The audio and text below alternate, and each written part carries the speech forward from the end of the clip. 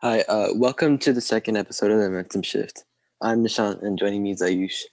We're going to be talking about the three wildcard games that happened this Saturday.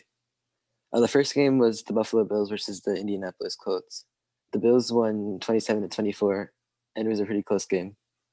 Uh, from what I saw, the Colts really put out a strategy to beat the Bills in the sense that they tried to keep the ball as long as they could and try to keep the Bills off the field so that they're able to limit the Bills' offense from having a high-scoring game. Josh Allen didn't necessarily make that many mistakes, but the way the Colts played, I feel like that's one way you can beat the Bills going into the future for the playoffs. What about you? So I think that's the blueprint for all high-powered offenses.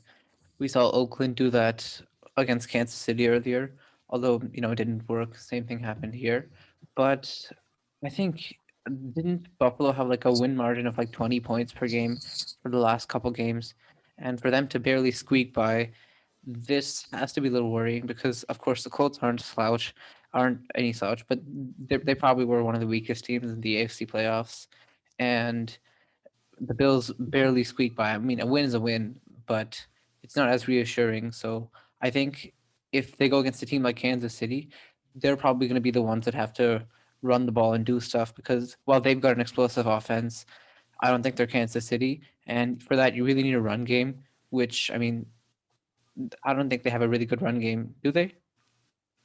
No. From what I saw today, Singletary didn't really have many rushes, and Zach Moss also got injured.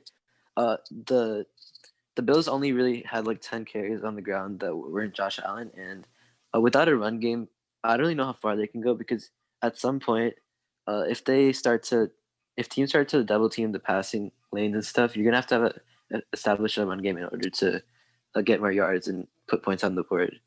Uh, One thing that I was pretty impressed with the Bills about was their like adjustments on defense throughout the game.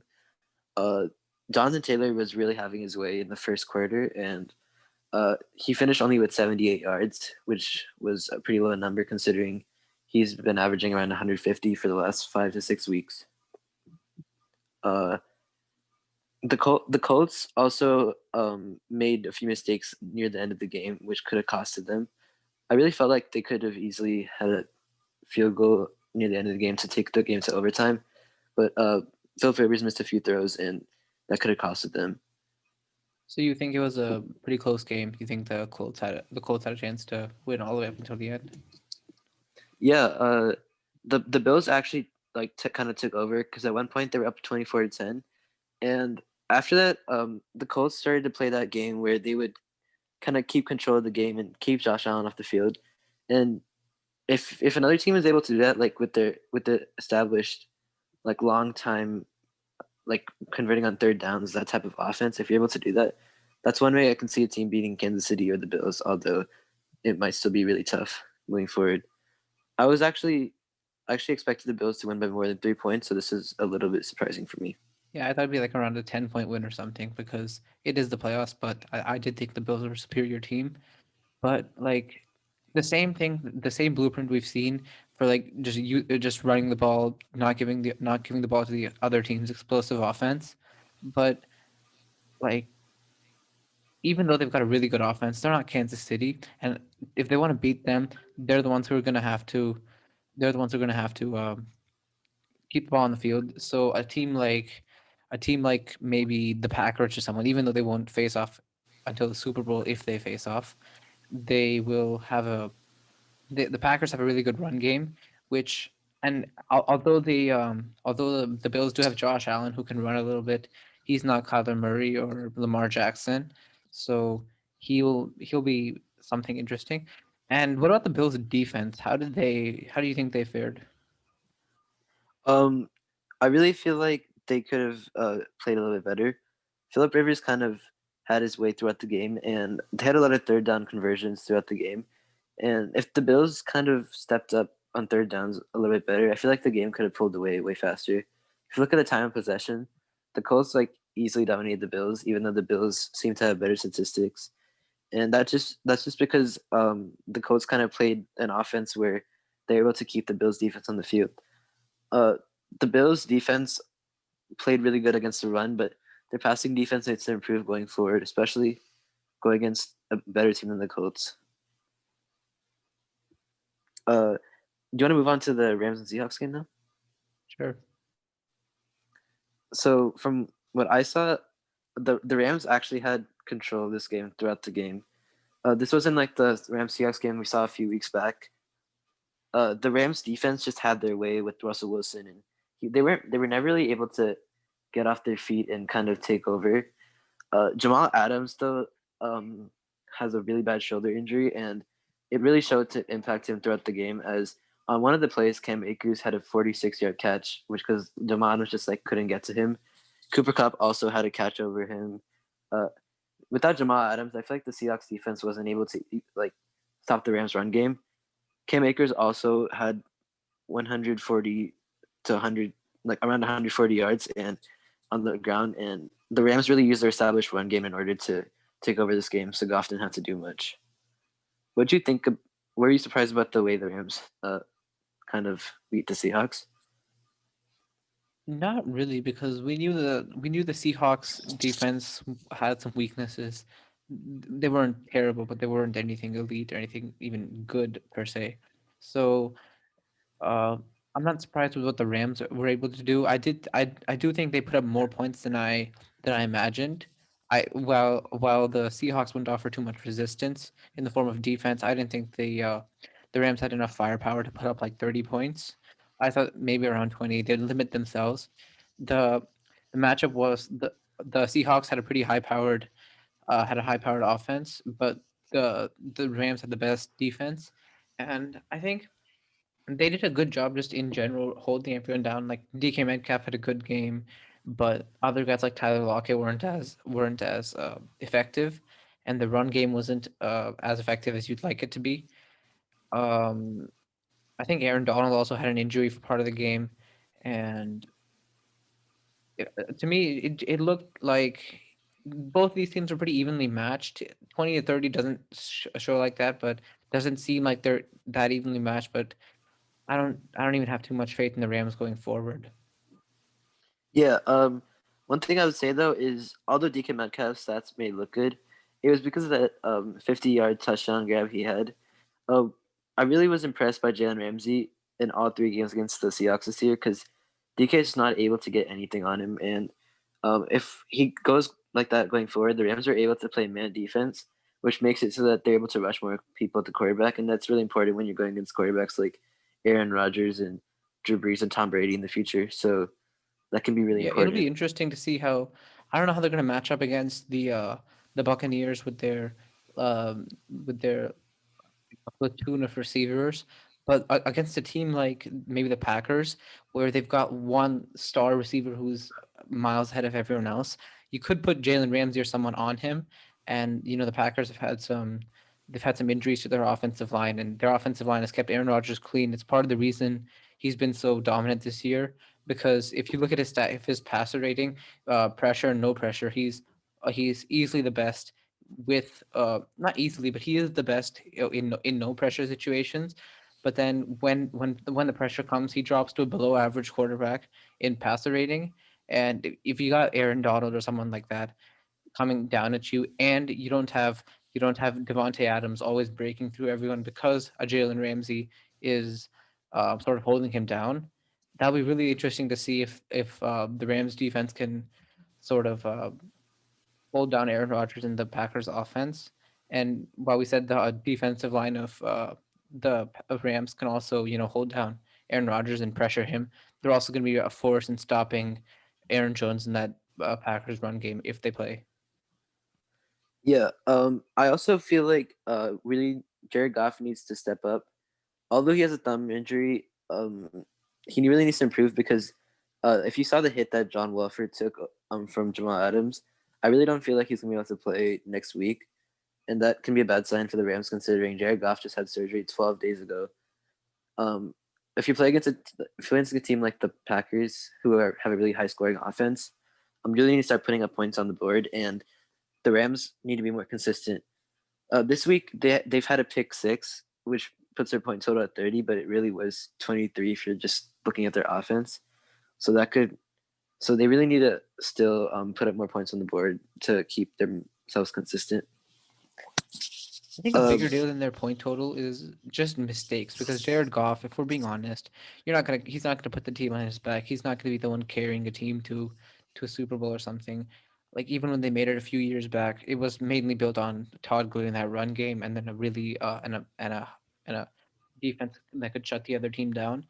So I think it's really with Jared Goff, it's really just not making mistakes. If Sean McVay can put him in a position where the other defense doesn't like fool him or he doesn't turn the ball over or something, I think it's really not. It's not because of uh, Jared Goff that they won't succeed. That run game just has to be successful. If it's not, they're also a pretty one-dimensional team. If that run game doesn't succeed, this team, no matter how good the defense plays, they won't be able to put points on the board and ultimately might lose to anybody. yeah, it just showed how much Sean McVay outcoached Pete Carroll because knowing that Jared Goff has a broken thumb, uh, Cam Akers still had his way on the ground for the whole game, even receiving. Cam Akers was just kind of dominating the Seahawks, and it was pretty interesting considering the fact that they knew that Goff was injured, and even Walford coming in as a backup quarterback, their Yeah, and game planning just wasn't everyone knows they're like a enough. one-dimensional offense.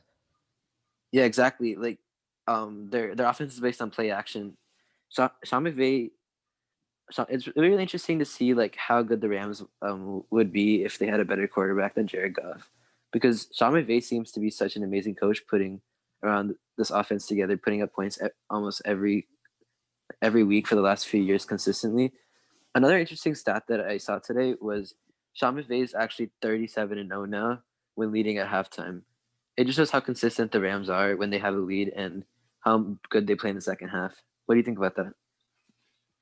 So that is something pretty interesting. 37-0. I mean, that's almost 3 seasons worth, two and a half seasons worth of games where you're just no matter what always winning if you lead at halftime. But it is a struggle to, and actually it becomes even more impressive when you consider the division he's in and how 6 games of the season he plays against really good teams. But I mean, it really just comes down to getting a lead. So no teams in the all the teams in the playoffs are the best teams in the league. So it might be easier said than done to get that lead. And also, even if he does get a lead, they're the most high-powered offenses and defenses. But since they're the best teams, are there. So that 37-0 might his undefeated record when leading at halftime might come to an end. Yeah, it just shows how important the momentum is for the Rams and how well they're coached. Do you want to move on to the Buccaneers and Washington football game? Uh, Wait, I had to say one thing. I remember seeing a stat about how the Seahawks in the last 4 years they've won less playoff games than the Jaguars, Yeah, it's pretty interesting. It just shows that, in my even though they got opinion, Russell Wilson and they're somewhat considered like to be a model of consistency. A team that finished 1-13 this year and had a pretty bad season last year still has more playoff wins than them. yeah, I really feel like Pete Carroll is getting kind of exposed as a coach because if you went and watch him every single year in the playoffs, he seems to be outcoached against whoever he's playing, even though they're like really good coaches since they're out playoff teams. I feel like the Seahawks might need to make a coaching change in the front office in order to make it the distance. I also feel like the Rams just kind of kept them on their heels. They were not able to get any first downs. The Rams consistently kept on stopping them, and when especially when Aaron Donald was in the field, the Rams were getting to Russell Wilson. He had to go and running out of the pocket, and he never really had time to throw the ball. And the Rams need to play like this in order to beat a team like the um, Packers. So yeah, Yeah, to me, all it right. just comes down to run blocking for the Packers. If Aaron Donald and that defensive line can break through, it's not Aaron Rodgers has not been spectacular when under pressure, and then even Devontae Adams can't bail him out because Jalen Ramsey's lining up on the other side of him. This is a this is a kind of unrelated question, but do you think that the bye week for the Packers could hurt them in the sense that they're a little bit rusty going against the Rams or another team? I mean, there's the rust factor, and then there's also some rest because Aaron Rodgers and all these guys they played in Week 17 also, and I remember he had like 4 touchdowns something in the last week. So while they were playing, they also didn't get to rest a little bit. And well, Russ does hurt. We saw it last year with the Ravens also. Um, I don't think if they're the better team, and then we can't forget every game that happens in the NFC will go through uh Green Bay, meaning like they won't have an away game. That'll be a significant advantage for them. So if anything, it just levels out in a worst case scenario, and in a best case scenario where they needed that rest and they're not rusty, that's two pretty significant advantages for the Packers. Yeah. All right. Do you want to move on to the Buccaneers and football team game? Sure. From what I saw, it was a pretty offensive game, both sides of the ball. Taylor Heineke actually looked really, really good. He played better than the stats even looked. He seemed to be really in calm and under the cool. And although Washington was playing in Tampa Bay, I feel like Tampa Bay's defense actually kind of didn't really play as good as they're advertised. The Washington football team was able to drive almost every single possession. It was actually a pretty entertaining game in the sense that both sides of like both offensive sides were able to get whatever they want throughout the game. And So what I Tampa think Bay, happened was a yeah, little bit like the factor where the Buccaneers coaching staff hasn't been able to properly scout Taylor Heineke, and I think that was one of the reasons he looked a lot like Deshaun Watson, always getting away from sacks and uh running for a touchdown many yards. So I think they did a really good job in the short passing game. Like when he throws a check down or something, they're able to get to whoever caught the ball. They didn't allow the traditional running backs to get too many yards, but they did have the best run defense. This was expected, and they gave up a lot of yards and even a score to their quarterback running. So just that ability to finish the play, you can put pressure on, but the play isn't over till you get the guy on the ground. And getting the guy on the ground wasn't exactly the easiest thing for them. So someone like Aaron Rodgers again isn't well. He's not super athletic. He's not Lamar Jackson. He can move around. He can sort of evade those tackles somewhat in a way like he was able to. yeah. The Tampa Bay offense though with Tom Brady, they just seem to have whatever they wanted. Tom Brady was looking amazing out there, and they could have easily scored into the 40s. Washington's run defense is pretty good, but Len Fournette also had an amazing game with 93 yards and a touchdown, and uh, their secondary kind of really got exposed because Tom Brady is able to just carve up the defense. He, the one thing that's interesting about Tom Brady is he kind of spreads the ball around to so many different receivers, and you don't really see that with many quarterbacks. They like favor a receiver specifically, but Tom Brady kind of moves it around to many different receivers, and that can really help in the playoffs because you need to have more confidence in a lot of your receivers, and Tom Brady kind of has that. The Saints, the Saints or the Packers, depending or the Bears, depending on who they play, like whoever they play, it'll be a tough ask because their offense is looking like maybe the best in the NFL right now. And although their defense isn't playing as well, if their offense is playing this well and not even punting that much, I really can see them going the distance. What about you? So I think Tom Brady, it's at this stage in his career, it's also somewhat unfair to think he's one of those young guys who's going to carry the team, and it's also somewhat bizarre to say don't make mistakes because he sort of made a career and made his case for the greatest of all time, just not making mistakes, especially early on in his career. It was just I won't turn the ball over. I'll just march us down so we can get a field goal and win the game. So to me it's just can he make the right can he make correct throws because something I saw in that game was Tom Brady wasn't they weren't bad balls but they weren't good ones either, and someone like Chris Godwin had like 4 or 5 drop passes, and it wasn't drops because someone else hit him or something. They just went through his hands, or like it was thrown to his feet or something like that, so it wasn't a perfect ball. But that remains to be seen whether uh they can stop that from happening. I think there was one read where Mike Evans just ran a streak and he was past Kendall Fuller, but Tom Brady overthrew by like a foot or two, not too much, but that probably was the difference between a catch and an incompletion. So Yeah, I that's actually a remember watching big that deal. play. That was pretty interesting as well. Um, Who do you think they stack up better against, the Packers or the Saints?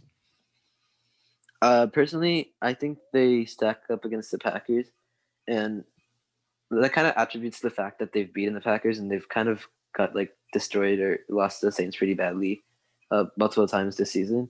And also, I feel like the Saints defense is kind of built to kind of stop them. And the Packers defense, although it's really good, I kind of can see it falling apart in the playoffs. And I feel like the Saints are a better roster on both sides of the ball if you don't just count the quarterback. And I think the Saints would be a harder matchup for them. Although I feel like that's gonna probably be the matchup for next week, so that'll be a really really interesting game, and that can be a that can be a memorable game going in the next few years and stuff. So Yeah, Tom Brady and Drew Brees, they're always jostling for like leader in touchdowns and leader in yards and all. that's pretty Because I interesting. think because Drew Brees is probably this is his last year, at the very least second to last year, and he's this might be the best team he's got. They already stomped the Buccaneers twice, and but the only saving grace for the Packers is the Packers are the team that has a lot of momentum coming into these playoffs. While the Saints have looked a little shaky, they lost to the Chiefs, which not too much shame in losing to the Chiefs, but a loss is still a loss. And they also lost, I think, the Eagles when they really shouldn't have.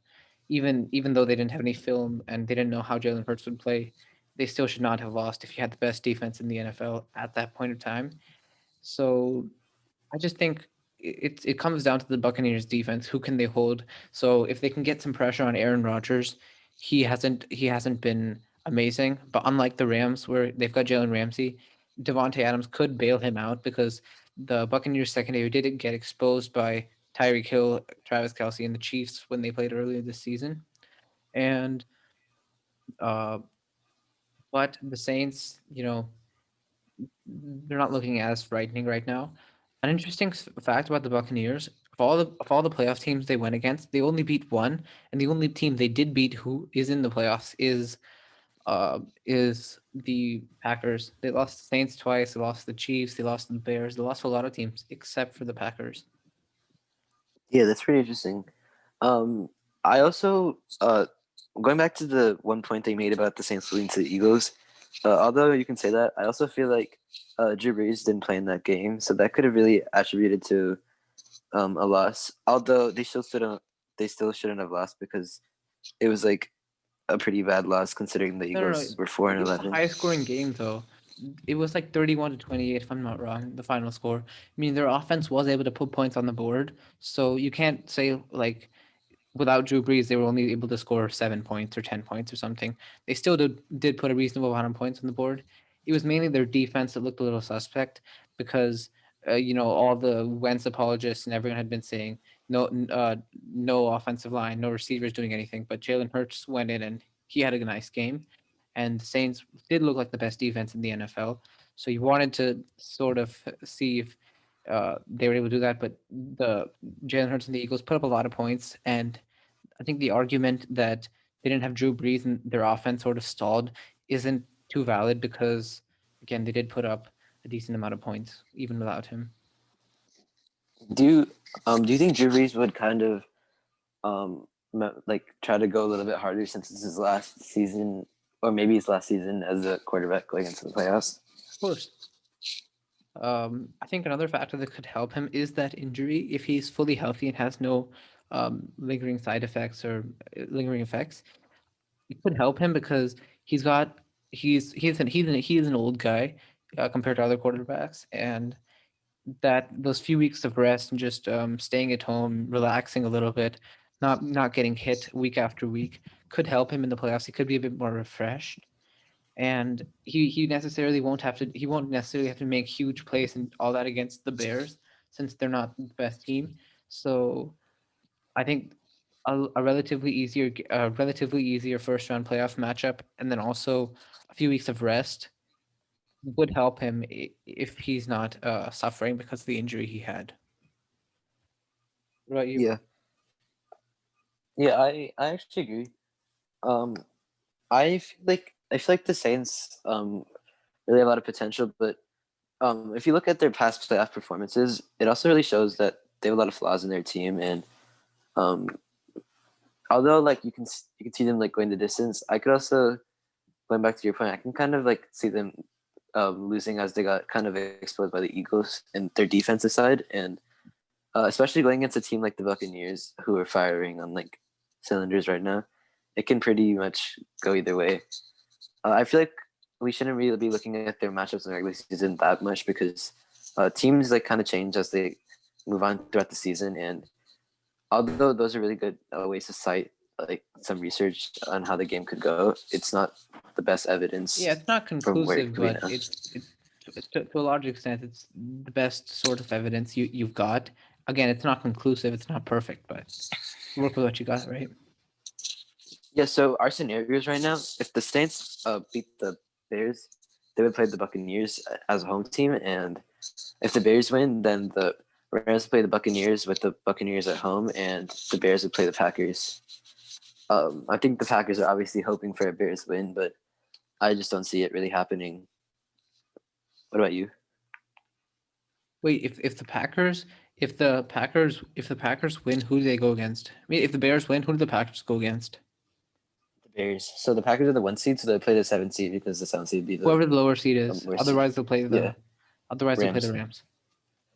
So yeah, in the AFC side, since the Bills won, the Bills would either play the Steelers, Ravens, or Titans, depending on if the Ooh, Steelers win.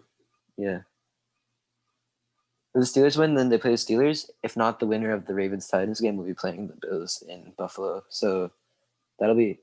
I was actually really happy for Buffalo Bills fans as it was actually their first playoff win in 25 years, believe it or not, which is kind of crazy to think about yeah, you don't considering. win the division for so many years because of New Yeah, England, and exactly. even when you do make it like as a wild card team, like they did last year, you weren't able to necessarily succeed. Yeah, I think New England just literally won their division for the last decade, which is kind of impressive. Like I think 19 out of the last 20 years or something like that. Yeah, I think they Some lost crazy 1 year to stat the Dolphins when Tom Brady was injured, and then 1 year, this year. yeah, still kind of insane. Yeah, this is Brady's first year as a not winning his division going into the playoffs. So you want to discuss the Deshaun Watson situation? Yeah, that's actually pretty interesting. Um, I feel like the Houston Texans are kind of making a big mistake with the way they're kind of handling this situation. They told Deshaun Watson that he would have a choice on their general manager and head coach going like forward, but they signed Nick Cassiero, who's a Patriots general manager. And although Deshaun Watson didn't oppose the idea, he didn't really get a say in um, hiring, and the Texans promised him that, so he's a little bit on edge. Hey, Nishant, where I have I feel like seen this before? Franchise player asks for an input on a coaching or front office hire, doesn't get doesn't they don't take his input, and he requests a trade. Where have I seen this before in Houston sports? yeah, it's pretty repetitive. It's the same thing I as feel James like Harden. You know, you to sort be of hope honest, they could learn from the mistakes of another fellow Houston franchise, but nope. yeah, to be honest, we don't really know what Deshaun Watson's worth, like how much he's worth, and also the Houston Texans owner is kind of making mistake after mistake, and I've really seen the players criticize him over the years, and Like uh, it firing might be Bill, time for him to like sell the team. yeah, firing Bill O'Brien, that was pretty like it took too long. And I think hiring another Patriots guy wouldn't have been too interesting because again, Bill Belichick wasn't I mean Bill O'Brien wasn't fired like 2 years ago or something. He was fired mid-season. So a lot of these guys know how he was and things like that. They also had the Hopkins trade and all that. So they may be thinking, oh God, another Patriots guy. What if he turns into another Bill O'Brien? So No, I think the issue is the Patriots have had so much success, so a lot of teams look at the Patriots executives yeah, yeah, and I think get that that. it's I going to get be a that. win. But the But Texans fans have no, already tried that out, right? yeah, Because exactly. And Bill O'Brien was no, also a people don't Patriots realize guy. that it's actually just Bill Belichick, and he's kind of improving the executives around him. But like for example, Matt Patricia in Detroit that failed because people kind of don't give Bill Belichick the credit he deserves, even though people consider him the GOAT coach. And although you can see executives around him that really have success, once they go onto their own teams, they haven't really had that much success. And um, teams also try to just build a Patriots type roster when they keep on signing Patriots players. I But I feel think like I that's know not the way to why. go I anymore. think I know why. It's like all these assistants, they all try and do the Patriot way. like that team first, take some cuts, work hard, all that, the Patriot way type thing, and then you just that's what they try and institute. But it's not the same way because you have a bunch of guys who have no clue what the Patriots way is. They haven't bought into that. Whereas like all the Patriots players, since it's been established at this point, you have the respect for Bill Belichick, which no one like Matt Patricia and all these guys, they don't have that same respect, even though they were his underlings. They don't have that. They're not Bill Belichick. Just to be frank, and all the young players who come into the Patriots organization, the new players, they just buy into that simply because simply because they see the older players and the veterans doing it, but that's not the case in any of these new teams where the veterans are not accustomed to Patriots way. For example, like JJ Watt or Whitney Merciless or any of these guys um, from the Texans.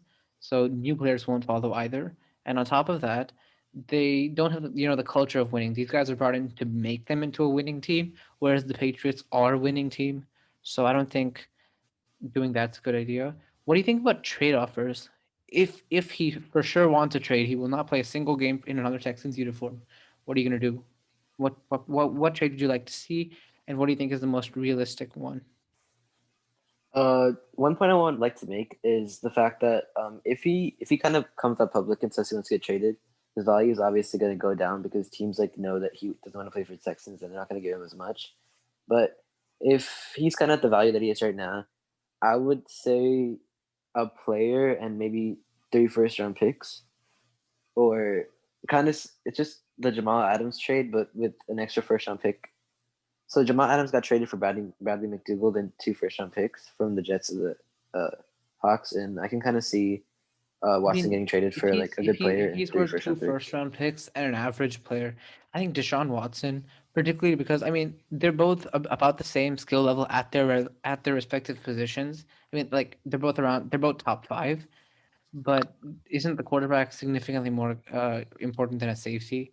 So I think the first round pick route, you can't go with that. I think you have to give up a like Pro Bowl type player, like maybe like a low level quarterback or some type of nice guy, and then also throw in like 2 3 first round picks to get him.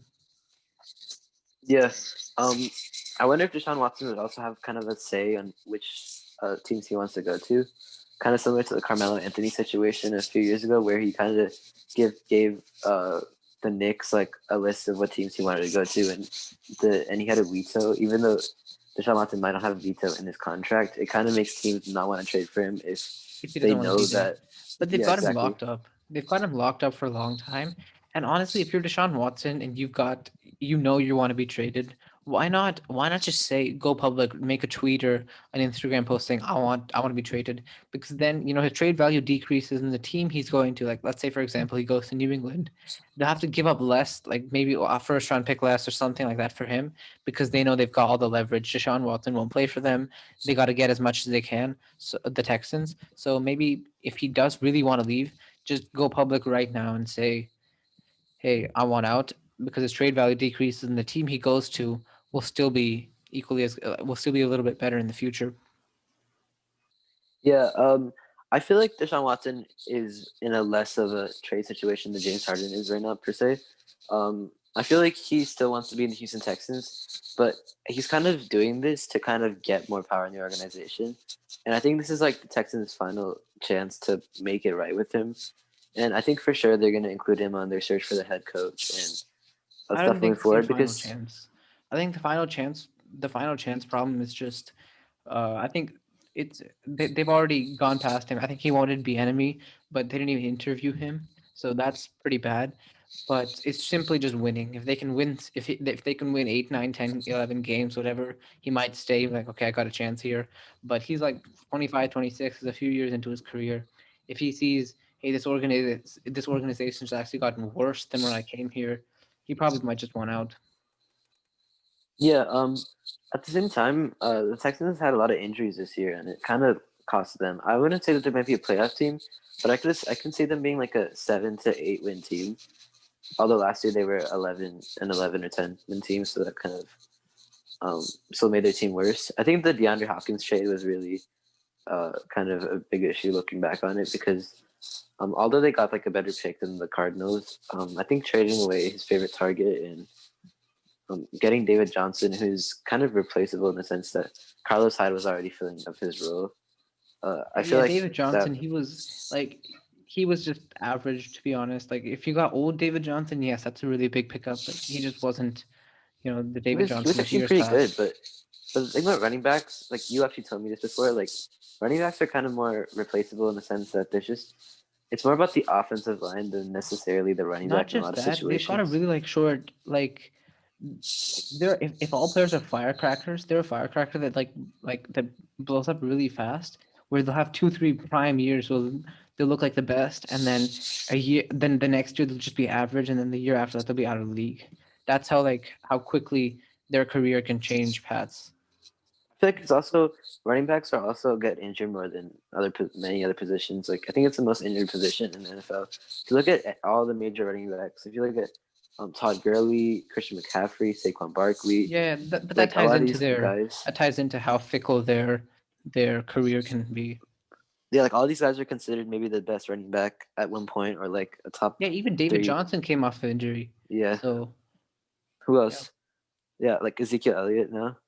Like what's happened to him? He's just fallen off. But He's not even a but starter but anymore. but actually, if you take an average quarterback and you if you take an average running back and give him good run blocking, like top five, it's about 7 yards per carry. And if you give him a bad offensive line, 3 yards per carry.